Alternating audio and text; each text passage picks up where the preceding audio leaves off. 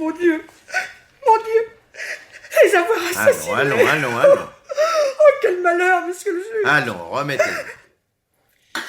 Répondez-moi. Oui, Vous étiez cuisinière au château. oui, monsieur le juge. Et Joseph, mon mari, valet de chambre. Vous étiez absent cette nuit? Mais nous arrivons de Paris. Nous y étions pour le mariage de ma sœur.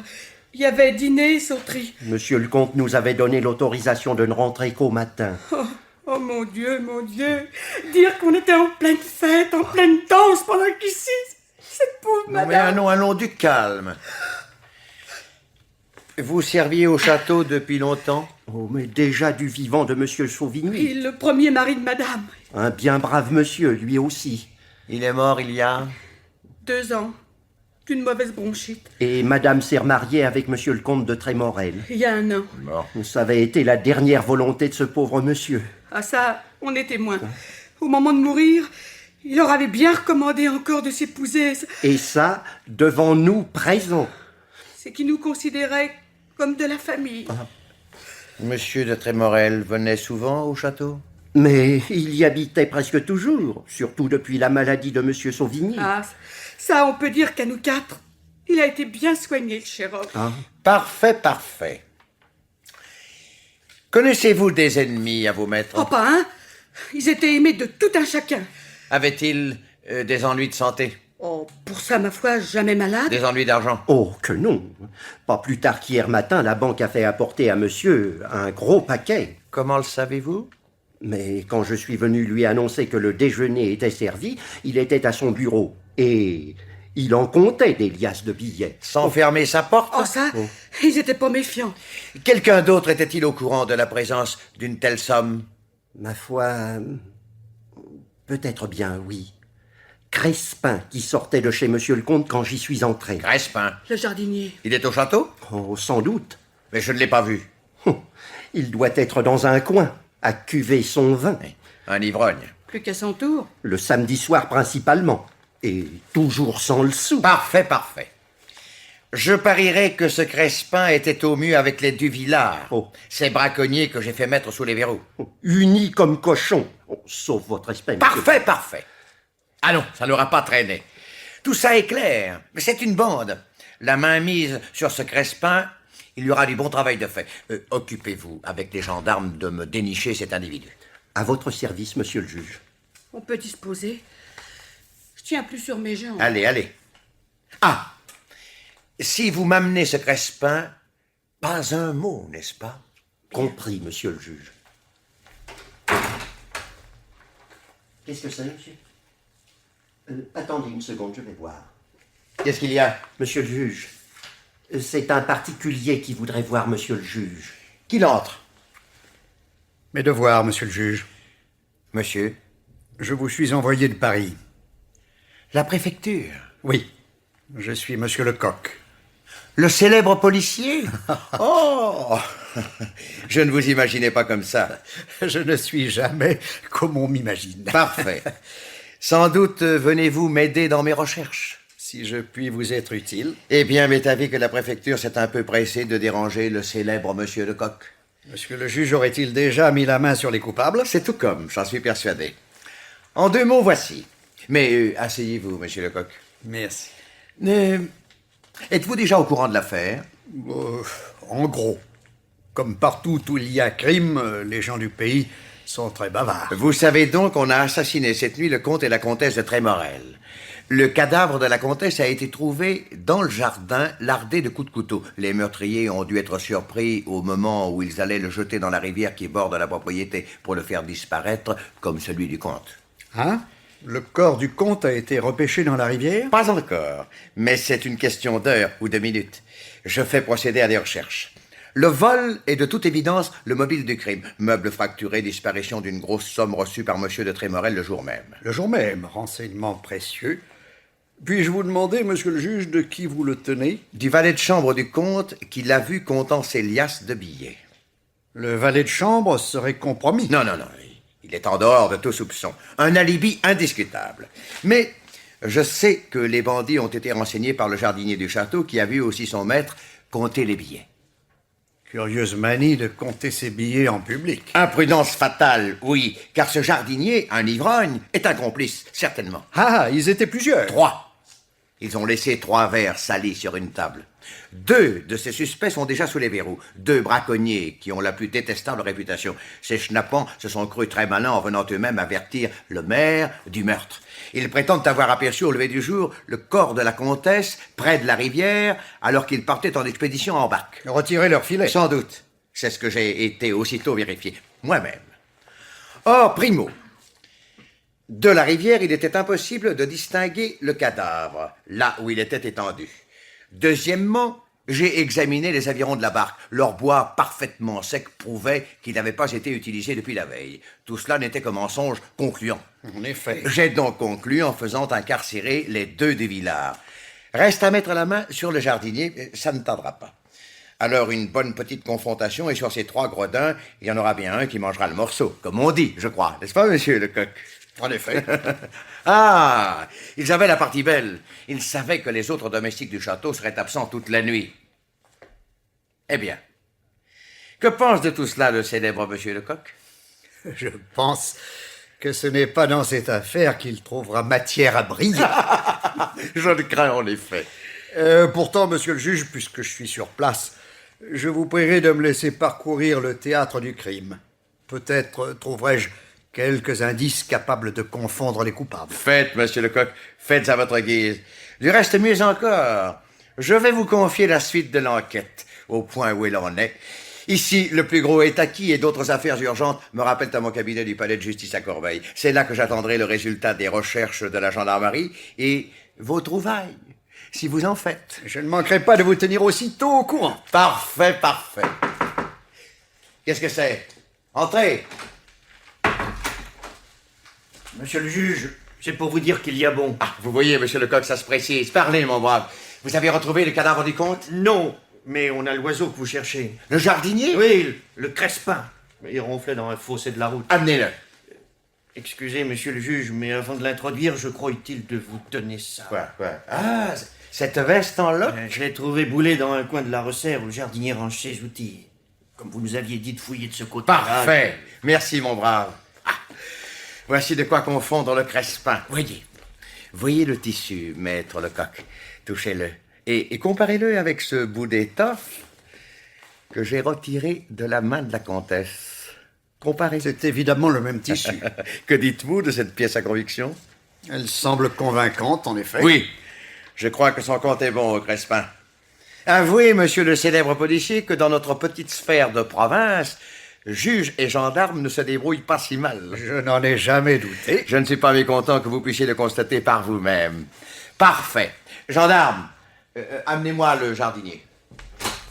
Allez, entre, ivrogne. Qu'est-ce qu'on me veut? Qu'est-ce qu'on me veut? On veut que tu nous dises qui a tué la comtesse de Trémorel. La comtesse a été tuée? À coups de couteau, oui, et tu sais par qui. Ah ben alors moi je vous jure... C'est pas tout. On veut que tu nous dises où est le cadavre du comte. Le cadavre du... Oui, et que tu nous dises aussi ce que tu as fait de l'argent volé. Oh là là, ma tête... Oui, elle me paraît compromise, oui. Mais qu'est-ce que c'est que tout ce fratras-là? Tu te refuses à parler?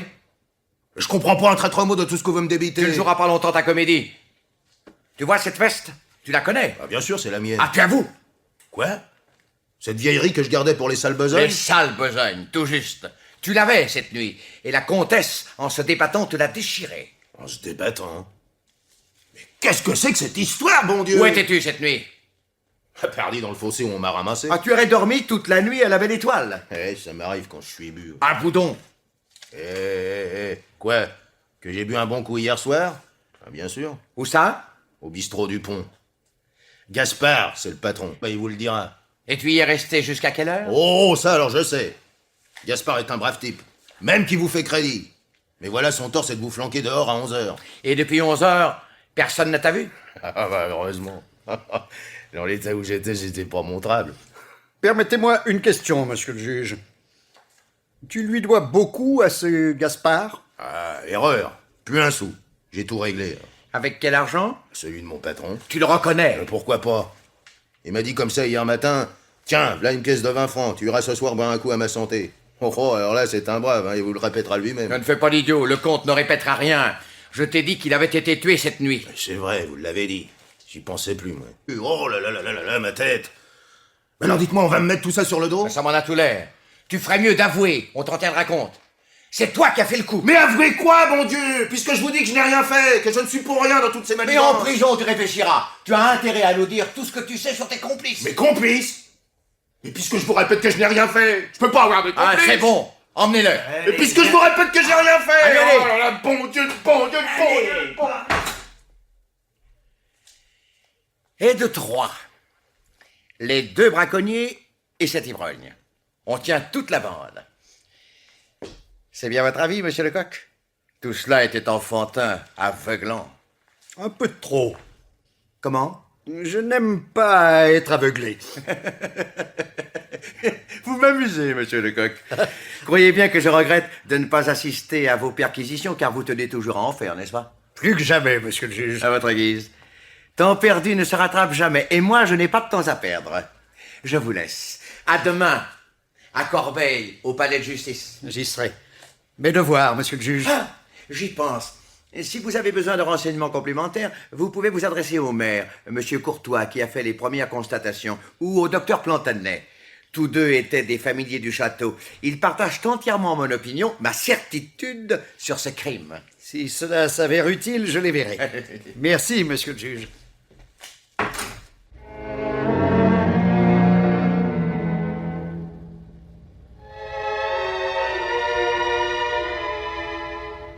Excusez-moi, docteur, de me présenter chez vous à une heure aussi tardive. Je suis monsieur Lecoq. Je sais. On m'a signalé votre présence au château. Oui, j'ai été retenu jusqu'à maintenant par mon enquête. Votre enquête?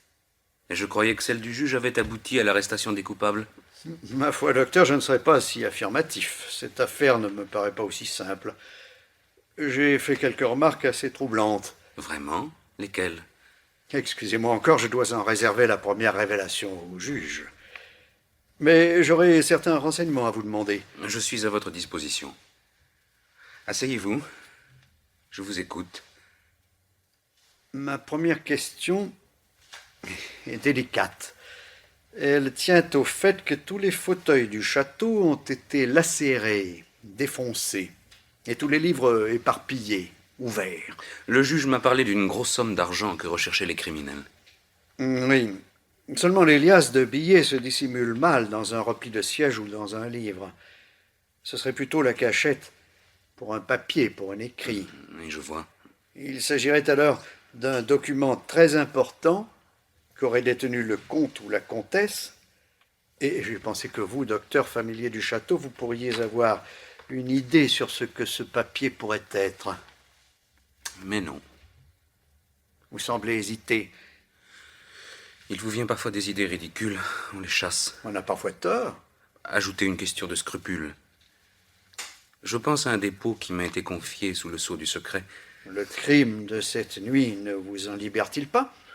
Je le crois, oui. Voici. Cela n'a sans doute aucune importance pour votre enquête. Peu avant sa mort, mon ami Sauvigny, propriétaire alors du château, Et mari de la comtesse, oui, je sais. m'avait confié une enveloppe que je devais remettre à sa veuve le jour de son remariage avec Trémorel. Ce remariage, était son idée fixe à Sauvigny. C'est ce que je fis le jour où il fut célébré, et cela en présence du comte, comme cela m'avait été prescrit. Il réclama l'enveloppe, la comtesse refusa de s'en dessaisir et se retira comme pour la mettre en lieu sûr. Il la suivit bientôt sans même s'excuser de me laisser seul. Il me sembla entendre des éclats de voix. C'est tout. Cette scène, je vous le répète, est insignifiante. Qui sait? Que pensez-vous que pouvait contenir cette enveloppe? Oh, des dispositions d'intérêt sûrement. Puisque si l'union n'avait pas lieu dans les 2 ans après la mort de Sauvigny, je devais envoyer ce pli au procureur de la République. Au procureur de la République? Tiens, ce sont plutôt des plaintes ou des dénonciations qu'on lui adresse. Oh, pas à retardement. Ça arrive. Le comte et la comtesse de Trémorel avaient-ils la réputation de faire un bon ménage? Excellent. Troublé parfois par des scènes de jalousie. Le comte était assez léger. Tenez, à l'annonce de son mariage, une de ses maîtresses est venue jusqu'à Orcival pour faire un esclandre. Ah ah. Sauriez-vous le nom de cette personne? Non, mais on le retrouverait facilement à l'hôtel des voyageurs de Corbeil, où elle descendait, et où le comte allait la rejoindre. C'est à noter. Autre chose, docteur. Voici des reçus que j'ai trouvés glissés sous le marbre d'une cheminée. Pour une somme coquette. Vous disent-ils quelque chose? Donné. Signé Rocheron? À ça que diable les Trémorel avait-il affaire avec ce gredin? Un gredin? Oui, c'est un garçon que j'ai employé un certain temps pour ranger mon laboratoire, et dont j'ai dû me défaire. Il m'avait, à plusieurs reprises, cassé, prétendait-il, des fioles d'un produit précieux. Je me suis toujours demandé s'il ne me les avait pas volées. Un produit nocif? Redoutable. L'importance des sommes marquées sur ces reçus le faisait prévoir. Dites-moi, ce Rocheron a quitté le pays? Non, non, il fait le guérisseur, l'apothicaire véreux. Regardez la date de ces reçus. Monsieur Sauvigny était vivant. Que voulez-vous dire? Rien encore. N'avez-vous jamais entendu parler d'expériences de chimie qu'on faisait au château? Jamais. Et comme c'était ma spécialité, on m'aurait mis au courant. À moins que, justement, par crainte d'un jugement sévère... Ah, ce n'est pas impossible. Vous avez entendu? Quoi? Je crois qu'on a marché dans le jardin. Il aurait fallu escalader. Quand on vient me chercher, il y a la sonnette de nuit. J'ouvre d'ici. On doit croire la maison endormie. Et oui, les rideaux sont hermétiquement clos. Pourtant, baissez la lampe, docteur. J'appelle. Gardez-vous-en bien.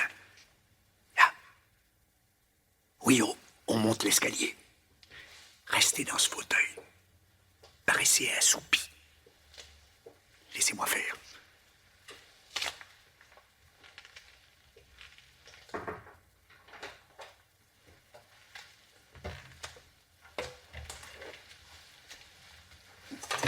Lâchez ce couteau!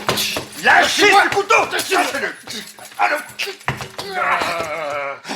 Ces menottes vous iront beaucoup mieux. Là. On va pouvoir causer. Montez la lampe, docteur, s'il vous plaît. Oui. Rocheron?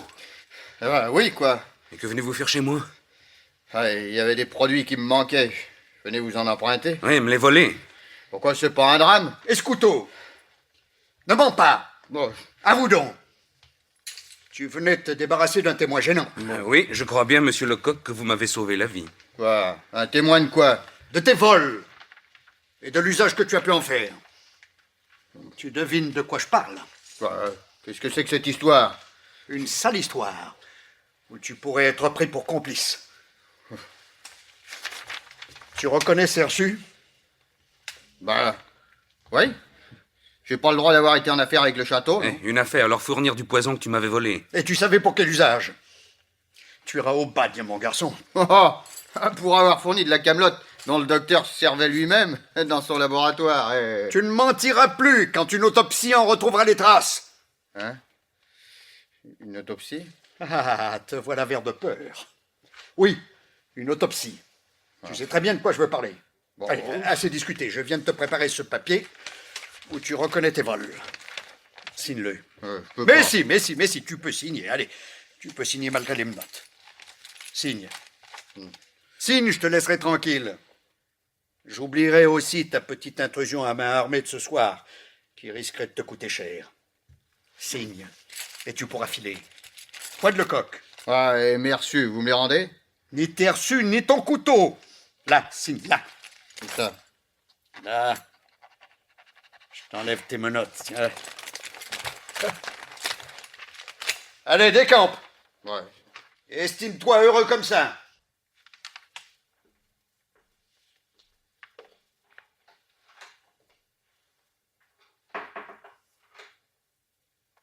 Vous le laissez aller? Ce qui m'importait pour l'heure, c'est d'avoir cet aveu signé. On pourra toujours s'occuper plus tard de ce vilain bonhomme. Ne croyez-vous pas qu'il a été mêlé de près au crime de cette nuit? Il voulait s'emparer de ses reçus, du papier dont vous parliez aussi, peut-être. Il a pu soudoyer les braconniers pour lui prêter main forte. Possible. Mais je pense à un autre gibier. Vous êtes sur une nouvelle piste? Peut-être. Je n'ose plus vous demander laquelle. Et moi, je me demande si vos questions ne cachent pas des soupçons que vous n'osez pas formuler. Ce n'est pas mon métier de faire des suppositions qui pourraient se tourner en accusation. C'est le mien. Moi, je construis peu à peu un échafaudage. Mais il ne me satisfait que lorsque j'ai réuni toutes les pierres de sa fondation. Or, il m'en manque encore une. Le motif exact qui aurait déterminé la tragédie de cette nuit. N'importe, docteur, je rends hommage à l'honnêteté de vos scrupules. On a sonné. Oui, c'est la sonnette de nuit. J'ai l'habitude de répondre par la fenêtre.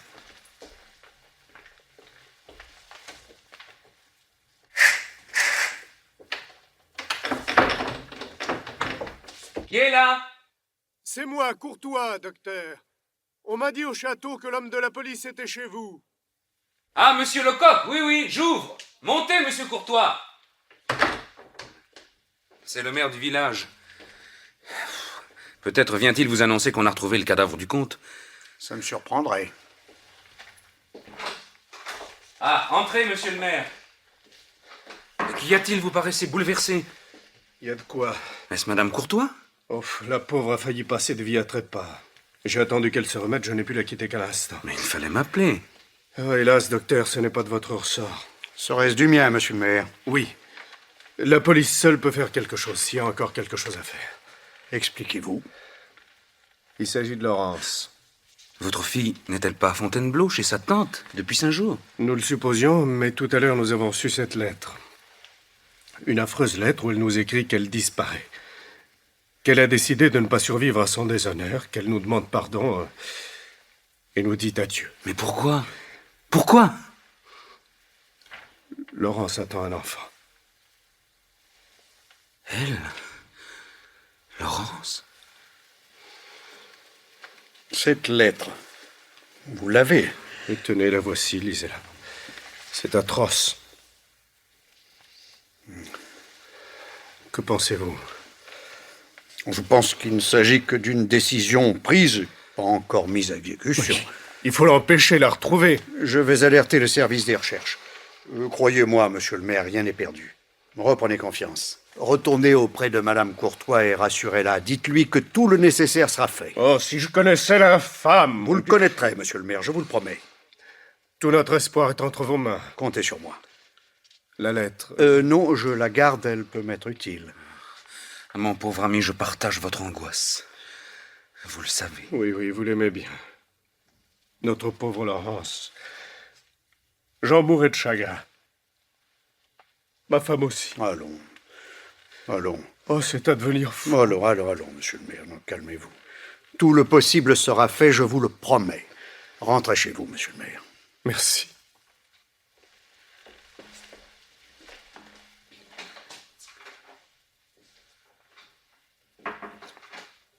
Le pauvre homme. Vous le bercez d'un vain espoir, n'est-ce pas? Non. Non, plus je réfléchis à cette lettre, plus elle me surprend. Vous croyez vraiment que Laurence peut être encore sauvée? Oui. Ce ne sont pas là les phrases que, dans son cas, une fille emploierait vis-à-vis de ses parents. Ce sont des phrases toutes faites. Et puis, pourquoi aurait-elle attendu 5 jours pour écrire? Mais alors? Cette lettre lui a été dictée, imposée, pour égarer des recherches. Misérable. Docteur, cette fois c'est à vous de parler. Je me suis tout de suite douté que vous me cachiez une partie de ce que vous saviez. Je croyais que ça n'avait pas de rapport avec votre enquête. Je croyais pouvoir tenir ma chère Laurence en dehors de ce drame. Et je refoulais mes soupçons en les attribuant à la jalousie. Vous aimez Laurence? Depuis 5 ans. Vous le lui avez dit? Non. Car je me trouvais trop âgé pour elle. Je n'étais à ses yeux qu'un vieil ami, un ami qu'elle n'a pas voulu entendre quand j'ai essayé de la mettre en garde contre les dangers de sa fatale inclination pour Trémorel. C'est vous qui le nommez, comme dit à peu près Racine. Oh, c'est un misérable, capable de tout. Il était devenu assidu chez les Courtois, mais jamais je n'aurais imaginé qu'il irait jusqu'à entraîner Laurence au pire. Elle était pour moi une enfant si pure. Ah, il y a quelque temps, en rentrant en pleine nuit d'une visite, j'ai cru voir un homme sauter le mur du jardin des Courtois. J'ai encore accusé mon imagination, ma jalousie. J'aurais dû parler, la défendre. Ah oui, cet homme est capable de tout. Le maire est venu m'apporter la dernière pierre de mon échafaudage. Ce que vous me révélez le prouve. Voilà le motif. Trémorel voulait refaire sa vie avec la mère de son enfant. Mais il y avait la comtesse, qui n'aurait jamais accepté le divorce, n'est-ce pas? Oh non, orgueil ou amour, elle tenait férocement à lui. Et lui la savait capable de se perdre elle-même en se dénonçant, plutôt que de le perdre lui en la laissant à une autre. Sans aucun doute. Quand il a su que Laurence attendait un enfant, il a décidé d'agir. Car il y avait le document accusateur à récupérer. Elle n'a pas voulu lui rendre, il en a fini avec celle qui était capable de le dénoncer. La vengeance posthume de Sauvigny a joué à plein. Vous croyez que Sauvigny avait prévu la haine qui finirait par dresser l'un contre l'autre les deux amants? Amants et complices, forcés de vivre ensemble par ce mariage qu'il leur imposait, j'en suis sûr. Et tout se tiendrait ainsi. J'espère en convaincre demain le juge d'instruction. Je vous demanderai, docteur, de m'accompagner au palais de justice pour confirmer au besoin mes dires. Oui, et Laurence, monsieur Lecoq, vous ne l'oubliez pas. Le temps presse. Je pense à elle, cher docteur, je pense à elle et je pense à vous.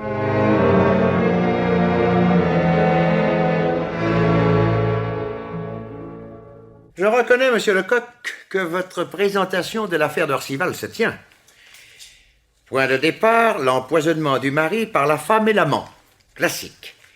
Mais, à ce sujet, docteur, pourrons-nous être encore fixés par l'autopsie, malgré le temps écoulé depuis la mort de Sauvigny? Ma méthode pour retrouver la trace des poisons à base d'alcaloïdes me permet de l'affirmer, monsieur le juge. Parfait. Je rédige un permis d'exhumation. Vous aurez mon rapport au plus tôt. Parfait. La vengeance de Sauvigny, si vengeance il y a, est plus spéciale, mais plausible. Les mesures prises par le comte pour éloigner son personnel, son désir de se débarrasser d'une accusatrice, admettons. Mais le comte a disparu. Disparu, non. En fuite, oui. Mais tout ceci ne sont que suppositions et psychologie. Il me faudrait pour vous suivre des faits. Je vous en apporte, monsieur le juge. Et puis il reste toujours mes deux braconniers et leurs mensonges. Ils ont menti pour ne pas avouer qu'ils pénétraient à l'aube dans le parc du château afin de relever pièges et collets. Et comment expliquer ce morceau de la veste de Crespin, retrouvé dans la main de la comtesse? Il ne prouve que la machination. Voulez-vous, docteur, expliquer à monsieur le juge vos constatations? Sur les indications de monsieur Lecoq, j'ai procédé à l'examen du cadavre. Et je peux affirmer sans crainte de me tromper que la comtesse est morte du coup de poignard qui lui a été asséné par derrière dans la nuque. La mort a été instantanée. Elle n'avait donc pu ni se débattre, ni déchirer la veste de son agresseur. Le morceau de tissu a été placé dans sa main pour égarer les soupçons. Mais alors, quelle explication de tous les coups de poignard dont le corps porte la trace? La même. Docteur, combien de temps, estimez-vous, sépare le coup mortel des autres? 2 heures environ. Mise en scène, pour donner l'impression que le meurtre était l'œuvre de brutes sanguinaires. Hypothèse. Mise en scène encore, que les verres sales trouvés sur place. Ils ont été salis par le meurtrier qui, dans sa hâte, a utilisé au lieu de vin un fond de bouteille de vinaigre prise dans le placard. Mise en scène toujours, la pantoufle de cuir rouge qui aurait été perdue dans le jardin pendant le soi-disant transport du corps de monsieur de Trémorel, pour faire croire que le comte a été assailli en tenue d'intérieur.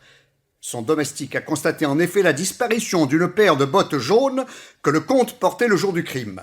C'est celle qu'il avait au pied quand il s'est enfui. Soit. Mais comment cet homme qui aurait préparé son acte avec tant de soin a-t-il pu s'imaginer qu'une personnalité aussi connue pourrait ne pas être bientôt repérée? Cela aussi, il l'a prévu. Je peux assurer que le comte s'est rasé dans la nuit après son coup fait. J'ai trouvé dans ses objets de toilette un rasoir humide et une serviette fraîchement utilisée. De cela aussi, le domestique peut témoigner. Je suis persuadé qu'un examen approfondi nous fera découvrir dans quelques dépotoirs les vestiges de la belle barbe blonde et des favoris de Trémorel. C'est parfait, parfait. Enfin, je veux dire qu'il y a dans vos constatations un ensemble assez troublant. Et je vous félicite, monsieur Lecoq. Tout cela, monsieur le juge, est très simple. N'insistez pas, ce serait vite désobligeant à mon égard. Chacun son métier. Et l'on sait que vous vous acquittez du vôtre à merveille. Tenez, voici un mandat d'amener contre le comte de Trémorel, s'il se laisse prendre. Je vais m'y employer. Et si d'ici là son cadavre n'a pas été retrouvé. Enfin, nous verrons. Au revoir, docteur. Bonne chance, monsieur Lecoq. Voilà le juge convaincu. À moitié seulement. Il ne se tient pas encore pour battu. La preuve qu'il n'a pas parlé de relâcher les prévenus. Si elle est ce que nous prévoyons, comptons sur l'autopsie pour l'influencer définitivement. Je rentre à Orcival pour prendre aussitôt toutes les dispositions nécessaires. Quand croyez-vous pouvoir m'en apporter les résultats? Demain soir. Voici mon adresse à Paris. Je m'y rends de ce pas. J'ai convoqué cette personne dont vous m'avez dit qu'elle était venue faire scandale au château.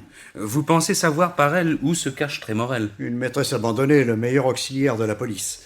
Avez-vous une idée pour orienter vos recherches? D'après le timbre de l'enveloppe, la lettre de Laurence a été postée rue Saint-Lazare. C'est normal, où se cacher mieux qu'en plein centre de la capitale avec le va-et-vient d'étrangers qu'amène la proximité d'une gare. À propos, ne savez-vous pas si ces derniers temps, le comte s'est rendu fréquemment à Paris? 3 ou 4 fois, à ma connaissance. Et il revenait le soir même. Toujours. Je suis sûr qu'il allait y organiser sa retraite. Et quand on aura repéré Trémorel, votre Laurence, cher docteur, ne sera pas loin.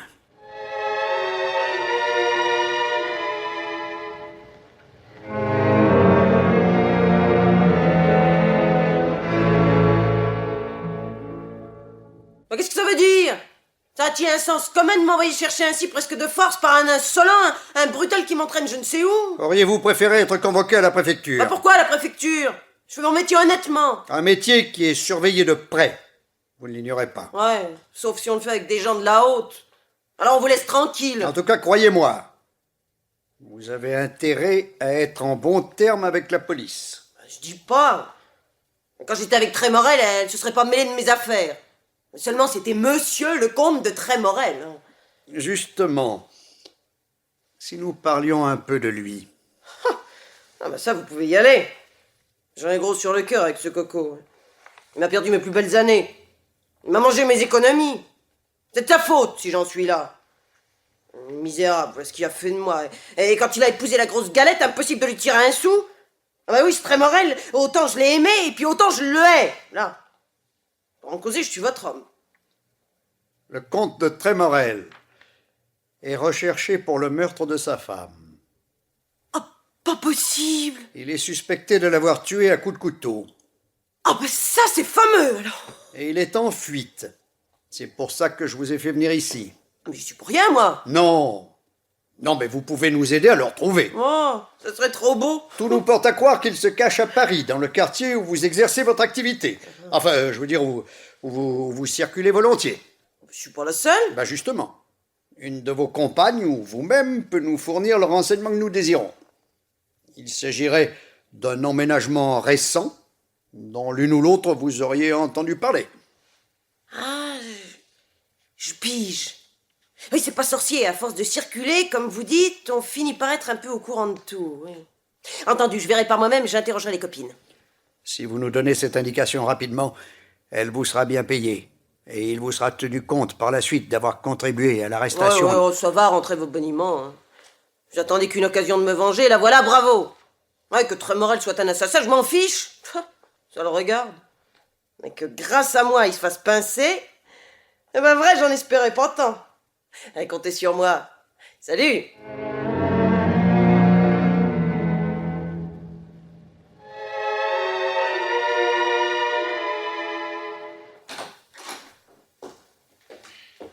Ah, docteur, je vous attendais avec impatience. Je n'ai pas perdu mon temps.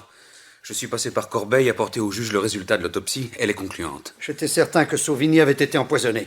À la seule nouvelle de l'autopsie, ce gredin de Rocheron a disparu. Qu'il aille se faire pendre ailleurs. Il n'a pas attendu votre conseil. On l'a retrouvé pendu à un peuplier du champ de foire. Le diable est son âme. De mon côté, je n'ai pas perdu mon temps plus que vous. Vous avez retrouvé la trace de Laurence. Je sais où elle est.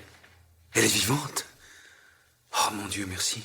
Comme prévu, Trémorel s'est installé avec elle, dans un petit hôtel loué rue Caumartin. Oh, quelle impudence! Sous un nom d'emprunt.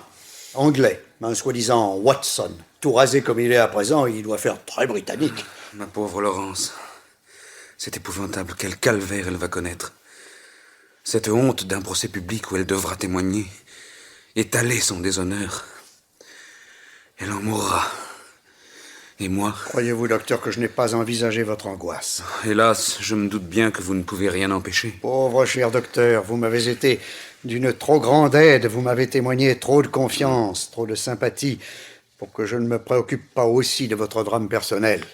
Cette triste affaire n'a déjà fait que trop de victimes. Je vous jure de tout tenter pour qu'il n'y en ait plus de nouvelles. Ce serait donc possible?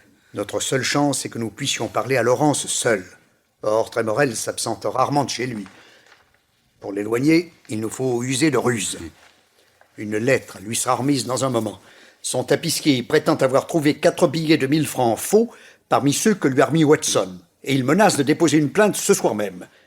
Trémorel va être épouvanté par l'idée d'une enquête. Il va courir à la boutique du tapissier. Nous aurons ainsi le temps de trouver Laurence seule. Alors, tout dépendra d'elle. Et de vous. Vous nous aurez sauvé la vie, monsieur Lecoq. Si je réussis. Partons.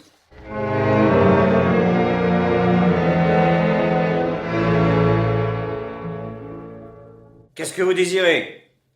Parlez à monsieur Watson. Il est absent. Alors parlez à madame. Elle ne reçoit personne. Seulement comme il faut que nous parlions à madame, nous montons. Oh, je vous empêcherai bien. Police. Dans ce cas... Ouvrez à mes hommes. Entrez, vous autres. Le portier va vous aider à vous dissimuler dans la cour et vous indiquer toutes les issues. Et toi, fais bien attention, mon brave. Quand ton maître va rentrer, garde-toi bien de lui dire que la maison est cernée et que nous sommes là-haut. Il pourrait en cuire. Oh, monsieur, je suis aveugle, je suis sourd. Bon, les domestiques. Nous n'avons encore qu'un serveur de journée, il est parti. Bien. Madame et... Et au premier, la porte à gauche. Si monsieur l'inspecteur désire que je l'accompagne... Non, inutile, inutile. Venez, docteur. Montons et... Au nom de Laurence, courage.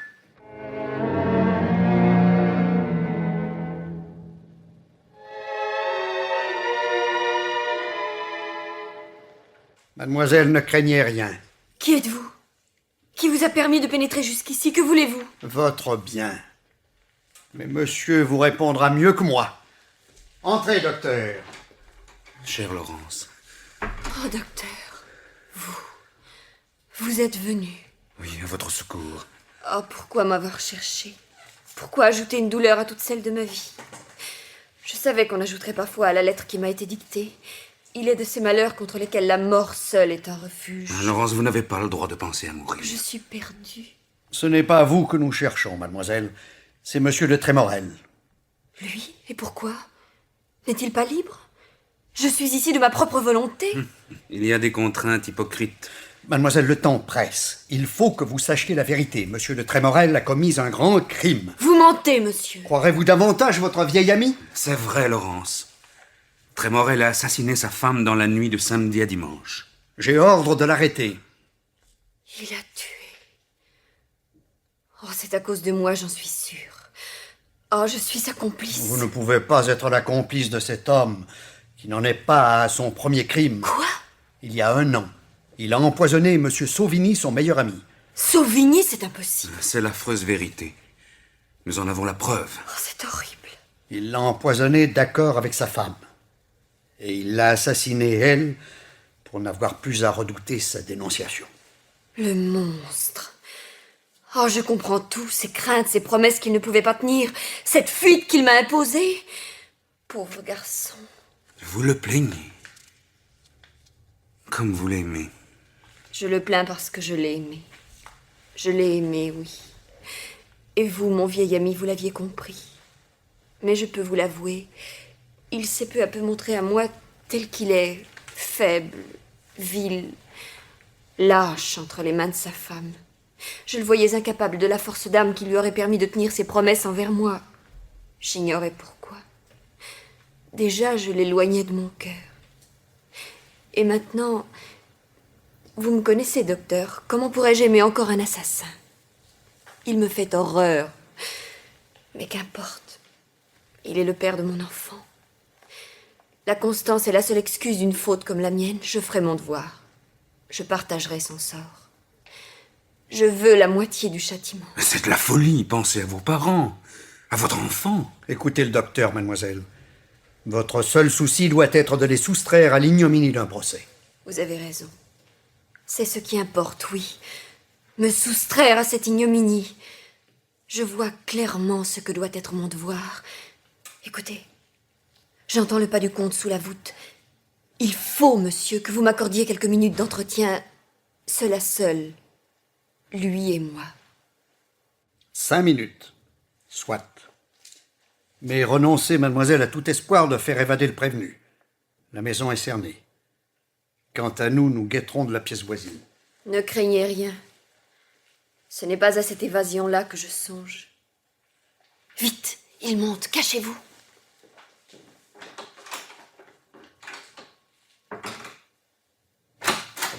Laurence, il n'y a pas une minute à perdre. On a dû retrouver notre trace. On m'a remis une lettre qui était un faux. Je n'ai trouvé personne au rendez-vous qu'elle me fixait. Partons, prépare-toi, il n'est que temps. Il est trop tard. Et trop tard, qu'est-ce qu'il y a? On va vous arrêter pour l'assassinat de votre femme. Moi, avoir assassiné? Ne mentez pas. Ah, je comprends. On a voulu m'éloigner pour me perdre à tes yeux. Pour essayer de nous séparer. Mais tu es restée, Laurence. Et moi, je suis revenu pour te chercher. J'aurais pu fuir sans toi, je n'ai pas voulu. Eh bien, oui, c'est vrai. J'ai désiré être libre, libre pour toi. Je t'aime tant. Est-ce aussi par amour pour moi que vous avez empoisonné Sauvigny, votre ami? Vous êtes un monstre. Ah, vous ne niez plus. Une seule chose vous reste à faire. Je puis encore fuir, me cacher. Je partirai seul. Tu viendras me rejoindre. Je vous l'ai dit, il est trop tard. La police cerne la maison. Vous savez ce qui vous attend? Le bagne ou l'échafaud. Je ne veux pas, je ne veux pas. Comme vous tremblez. Et je peux me déguiser. Il a une sortie de service. Insensé, il y a un agent à côté. Mais que faire, que faire? Sauvez au moins le nom de Trémorel. Il y a 2 armes dans ce tiroir. Faut-il donc mourir? Mais toi, Laurence, que vas-tu devenir? J'ai juré de vous suivre partout. Comprenez. Ma bien-aimée, je refuse. Voici un pistolet. Prenez. Je garde l'autre pour moi. Mais je te jure que je n'ai pas empoisonné Sauvigny. C'est sa femme, je peux me défendre. Oh, tous ces mots pour retarder le geste qui vous fait peur. C'est vrai, j'ai peur. Entendez, la porte grasse, on va venir. Voulez-vous tomber vivant aux mains de la police? J'ai peur. Lâche, lâche. Décidez-vous ou c'est moi qui tirerai sur vous. Sur vous en premier. Je ne veux pas, je ne peux pas. Mon Dieu, absolvez-moi. Et je...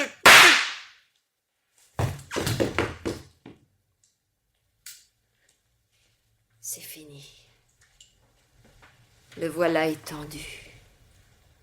Il ne bouge plus.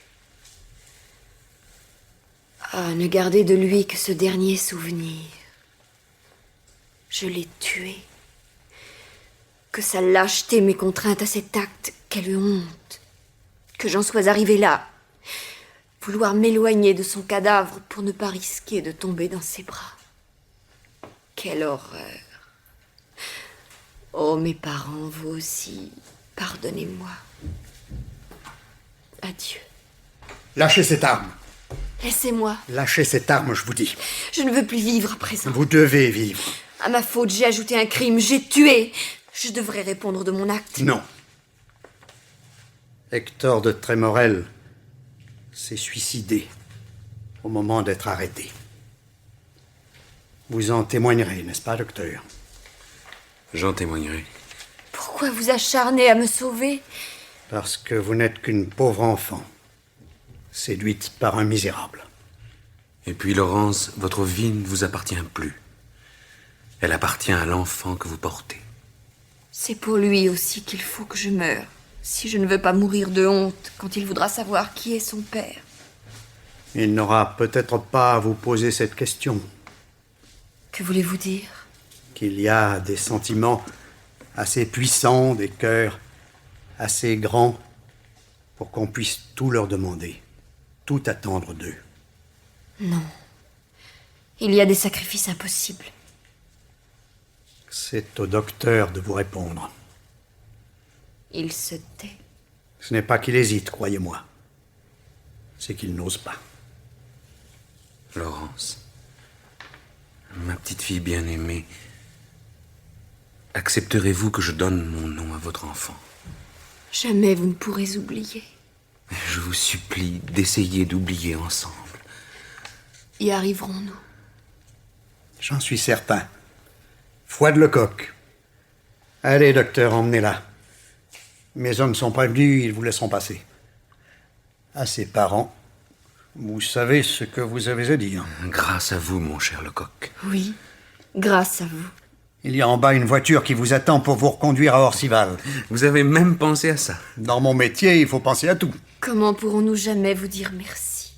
En m'écrivant dans quelque temps que vous êtes heureux, tous les deux.